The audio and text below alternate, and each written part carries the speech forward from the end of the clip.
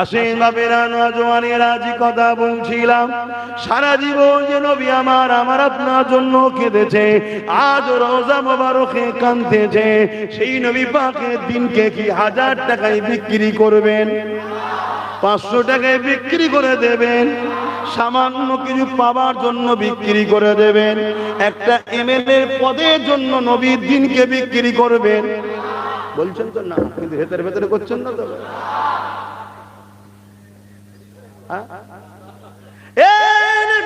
তরুণেরা, কেউ যদি ভেতরে ভেতরে করে, এতে আব্বাস সিদ্দিকের কোনো ক্ষতি নাই। আমার ডিউটি হলো মাইক পেয়েছি বুঝিয়ে দেওয়া, কেননা এটা আমার দায়িত্ব। বাবারা শুনে রেখে দাও, ময়দানে মাশর কেমন হবে মাথার একবার দেখতে না। এক হাত উপরে আল্লাহ সূর্যকে নামিয়ে দেবে, সূর্যের পরম তাপ বেড়ে যাবে, মাথার খিনগুলো গলে গলে নাক দিয়ে ঝরিয়ে ঝরে পড়তে লাগবে। ওই দিনে তোমার দাদা দিদি কাউকে পাওয়া যাবে না। ওই দিন তোমার এমএলএর পদের গুরুত্ব চলবে না। ওই দিন তুমি এমপি ও সাহেবের গুরুত্ব চলবে না। ওই দিন তুমি পীরজাদা, পীর সাহেব, মুফতি, মৌলানা এসব কথা চলবে না। ওই দিন একটাই কথা চলবে, তুমি দুনিয়ার জমিনে কার গোলাম ছিলে বলো? মুহাম্মদ রাসূলুল্লাহর গোলাম ছিলে না মুহাম্মদ নবীর দিনকে যারা মিটাতে চেয়েছিলে তাদের গোলাম ছিলে? এই পরিচয়টা তোমাকে দিতে হবে।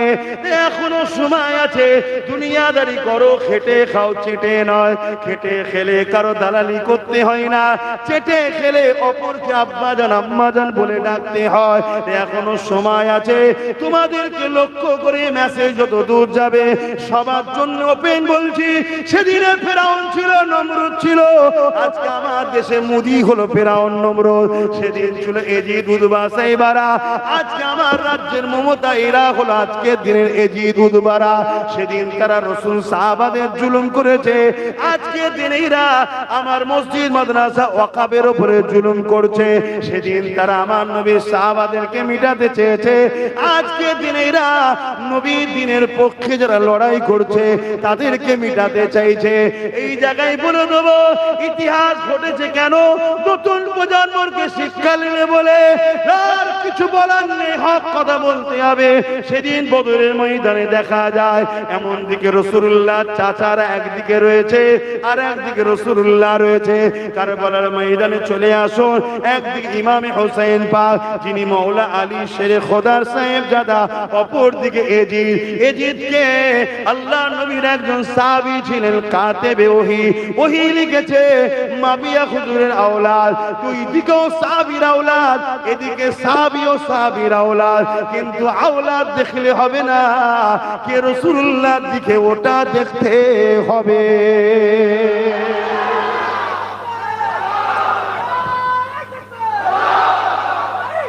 ইয়া রাসূলুল্লাহ, আয়া রাসূলুল্লাহ। ইমামে হোসেন পাক কারবালায় গেলেন, 25,000 সৈন্য ঘিরে রেখেছে। ইমামে হোসেন পাক দাঁড়িয়ে গেলেন, কেউ কি আছো? ওদিকে জাহান্নাম, এদিকে জান্নাত। জাহান্নাম থেকে বেরিয়ে আসতে পারবে? শুনছেন? এগুলো তো আমাদের শিক্ষা নাকি? শিক্ষা নাকি? হ্যাঁ, সেদিনও তো কারবালা হয়েছে, আজকে কারবালা হচ্ছে না? হয় না? হ্যাঁ হচ্ছে। আপনারা কি মনে করেন কারবালা শুধু হোসেন পাকের সময় হয়েছিল? না, কারবালা তো যুগে যুগে হবে। হোসেন পাক শুরু করেছে, আর কারবালার আখেরি ময়দান হোসেন পাকেরই আওলাদ ইমাম মেহেদী সাল্লামের নেতৃত্বে বিজয় আমাদেরই হবে। জোরে বলুন সুবহানাল্লাহ। এর মাঝখানে হাজারো কারবালা হচ্ছে, আজকেও কারবালা হচ্ছে। সেই কারবালার মূল দেখুন কি? ওয়াকাফের দুশমন। শুনছেন না? ইস্যু কি? ওয়াকাফ। আরো অনেক ইস্যু আছে, রুজি রুটি, যা কোনো সব নেতারা বলবে। খুনি আমি হুজুর হিসেবে আমার লাইনটা বলছি, কেন আমার মসজিদ, আমার মাদ্রাসা, আমার কবরস্থান, আমার ঈদগাহ, যেটা ইসলামের সম্পদ, তাই তো নাকি? নবিয়ানা মেম্বারে বসেছি, দেখুন ধর্মেরটাই বলি। কি অসুবিধা হচ্ছে? দেখুন বিচকানে ইস্যু কি? ওয়াকাফ। এই ওয়াকাফকে যারা মিটাতে চাইছে তারা কি হোসাইনি? তারা এজিদি। আর ওয়াকাফকে যারা বাঁচাতে চাইছে তারা কারা? হোসাইনি। কিন্তু কমন ব্যাপার, মসজিদের যে দুশমন সে কখনো এজিদি, সে কখনো হোসাইনি হতে পারে না। মসজিদের দুশমন তো সে এজিদ, তারা এজিদি। আর মসজিদের পক্ষে যারা, তারাই তো হোসাইনি। জোরে বলুন সুবহানাল্লাহ। তো ভাইরা আমার সেদিনও ছিল, আজও আছে। যুগে যুগে কারবালা হবে, হক আর না হক, হক আর না হক, হক আর না হক, এটা আল্লাহ বেঁচে নেবে। শুনছেন? হকবাদীদের কাছে বা ফান্ড নেই তোমাকে 1000 টাকায় কিনবে, কেন? হকবাদী আল্লাহর জন্য লড়ছে, এদের লস নেই, এরা হেরে গেলেও লাভ, জিতে গেলেও লাভ, এদের লস তো নেই। এরা তো জিন্দেগিটাকে নিজে হাতে দিবার জন্য এসেছে। কথা বুঝছেন না? বুঝুন না? হ্যাঁ, এদের তো লসের কিছু নেই, এরা তো আল্লাহকে খুশি করার জন্য নেমেছে, এরা তো দুনিয়ার কোনো স্বার্থে নামে না। তুমি হয়তো সাধারণ মানুষ বুঝতে পারোনি, কিন্তু তোমার মাথায় যিনি রয়েছে সে তো ভালোভাবে বোঝে কি জন্য নেমেছি, সে তো বোঝে। তাই তোমায় আমি অর্থ দিয়ে কিনতে পারবো না, আমার কাছে ফান্ড নেই, আমি এজিদের মতো 25,000-এর সৈন্য নিয়ে ময়দানে কারবালায় আসতে পারবো না।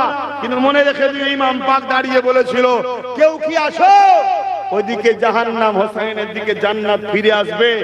আর সেই হোসাইনের গোলামও বলছি, ওয়াকাবের দুশমন তাদের দিকটা হলো জাহান্নাম, আর ওয়াকাবকে যারা বাঁচাতে চাইছে তাদের দিকটা হলো জান্নাত। জোরে বলুন সুবহানাল্লাহ।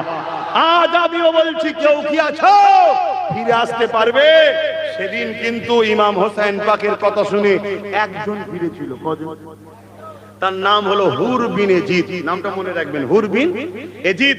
হোসেন পাকের কাছে এসে হাতে হাত ধরে কদমে লুটিয়ে পড়লো, হুজুর আপনি কি আমায় মাফ করে দেবেন? প্রথম কারবালায় আটকালাম 1000 সৈন্য দিয়ে, আজ 25,000 সৈন্য আপনাকে ঘিরে ফেলেছে, আপনার জানের পিপাসিত হয়েছে, তারা আপনাকে শহীদ করতে চায়, হুজুর আপনি আমাকে কি মাফ করে দেবেন? ইমাম পাক মাফ করে দিলেন। মাফ করার সাথে সাথেই প্রথম ইমাম পাকের পক্ষে কারবালায় যে দাঁড়িয়েছিল ইমাম হোসাইনের পক্ষে এজিদের বিরুদ্ধে, সে হলো ওই হুর বিন এজিদ। একা 185 জন এজিদ বাহিনীকে জাহান্নামে পাঠিয়ে শহীদ হয়েছে। জোরে বলুন সুবহানাল্লাহ। ইন্না লিল্লাহি ওয়া ইন্না ইলাইহি রাজিউন। তাহলে আজকে কেউ যদি সেই হোসাইন হুজুরের গোলামের কাছে এসে বলে, একটা সময় আপনাকে গাল দিয়েছি, আপনার সঙ্গে দুশমনি করেছি, অনেক কিছু করেছি, অনেক কিছু অত্যাচার করেছি, আমাকে কি মাফ করে দেবেন? তাহলে আমার দায়িত্ব কাকে মাফ করা না মাফ করা, সেই কাজ পালন করেছি। এবার সে যদি সত্যি তওবা আল্লাহর কাছে করে থাকে, আল্লাহ বলছে আমি মাফ করে দিই, তা আল্লাহ যদি কাউকে মাফ করে দিয়ে আমার সেখানে মাথা মারা উচিত আছে? এবারে যদি সে সেই পাপের পাপী আবার লক্ষণ পাওয়া যায়, তখন তার টিউনিং করা কার হাতে? আমার হাতে। টিউনিং করবো, কি টিউনিং দেখছি হচ্ছে না, তাহলে ডিলিট করে দেবো। কথা বুঝছেন না? বুঝুন না? কিন্তু এখন থেকে তো বাবু ভাব করলে হবে না, তাহলে জানতে হবে কিছু কিছু ব্যাপার আছে। কোনো কিছু যখন পাই না, তখন বলছে হুজুরটা বেটের মতো কেন? যাত্রীকে হুজুর বেটে লম্বা সাথে কি আছে, হুজুরের কথাটা শোন না, মানে কি করবে কিছু পাই না, এরকম হয় রে বাবা সমাজে। তো যাক, আমার মন তো এই দিকে পড়ে আছে, আমি তো একটা খুব জরুরি কথা বলবো, বলা দরকার, এটা আমার দায়িত্ব ভাই। আমি ইসলামের স্কলার, আমি ইসলাম প্রচার করতে বেরিয়েছি, আমি ইসলামের জন্য এসেছি তোমাদের কাছে, ঠিক তো নাকি? জোরে বলো। তাহলে আমার তো দায়িত্ব ইসলামের বিরুদ্ধে যে হাতগুলো উঠছে, ওই হাতগুলোকে ভেঙে চুরমার করার চেষ্টা করা দরকার আছে না নয়? তা তো আমার দায়িত্ব এটা, কারণ আমি ইসলামের পক্ষে, আমি ইসলামের ঘরের ছেলে, ইসলামের জন্য আমি প্রচার করি। হ্যাঁ, হিন্দু ভাইয়েরা তারা তাদের ধর্ম করবে, পক্ষে বিপক্ষে আমার বলার নাই। আদিবাসীরা তাদের করবে, আমার পক্ষে বিপক্ষে কিছু বলার নেই। আমার লড়াই হিন্দুদের সঙ্গে নয়, আমার লড়াই আদিবাসীর সঙ্গে নয়, আমার লড়াই মতুয়ার সঙ্গে নয়, আমার লড়াই কোন ধর্মের বিরুদ্ধে নয়, কেন আমার রাসূলুল্লাহ কোন ধর্মের বিরুদ্ধে লড়াই করেনি। আমার লড়াই হলো যারা ইসলামের বিরুদ্ধে, তাদের। ইসলামের বিরুদ্ধে কারা? ইসলামের বিরুদ্ধে হলো ওই সকল সন্ত্রাসীরা যারা নারীকে শোষণ করে, বাচ্চা বাচ্চা মেয়েদেরকে রেফটিং ফাইলে শোষণ করছে, দেখছেন না? যারা দুর্নীতি করে, যারা গরিবকে লোটে, যারা বিধবাকে লোটে, মানুষের হক মারে, খুন করে, সমাজের যুব সমাজকে নেশার মধ্যে আসক্ত করে, এদেরকে ধ্বংস করে দিবার প্ল্যান করে, তারাই হলো ইসলামের দুশমন। কারণ ইসলাম মদের বিরুদ্ধে, আর ইসলাম মদ যারা ব্যবসায়ী, তারা ইসলামের পক্ষে।